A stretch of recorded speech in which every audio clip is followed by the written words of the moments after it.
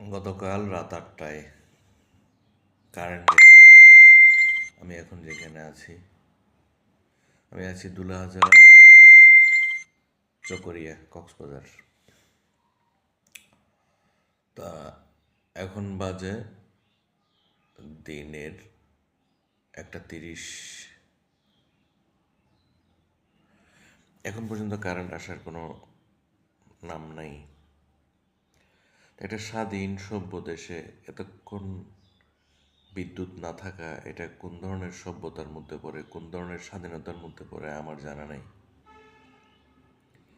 Phone দিয়েছিলাম বিদ্যুৎ অফিসে, এলাকার বিদ্যুৎ অফিসে, ওনারা নাকি জানে না, সঠিক উত্তর কেউ দিতে পারে নাই।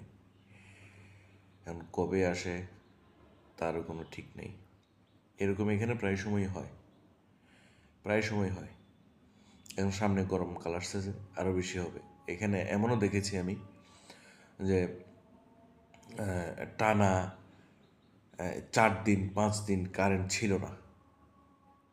মানুষের হাহাকার, পানির জন্য হাহাকার, রান্নাবান্নার সমস্যা, গোসলের সমস্যা, ছোট বাচ্চাদের, মহিলাদের, মানে সবার, মানে একটা বিশ্রী রকমের একটা অবস্থা এখানে। আর গরমের দিনে বেশি গরম পড়লে তার কথাই নেই। তো এই অবস্থায় এখানে এলাকার প্রতিনিধি, চেয়ারম্যান বা এমপি যারা আছে, এটা যে দেখবে তারও কোনো ঠিক নেই। আমি কাজের সূত্রে এখানে থাকা, আমি তো আজকে আছি কালকে নেই, কিন্তু এখানে যারা স্থায়ী, যারা বাসিন্দা, তাদের তো 12টা বেজে যায়।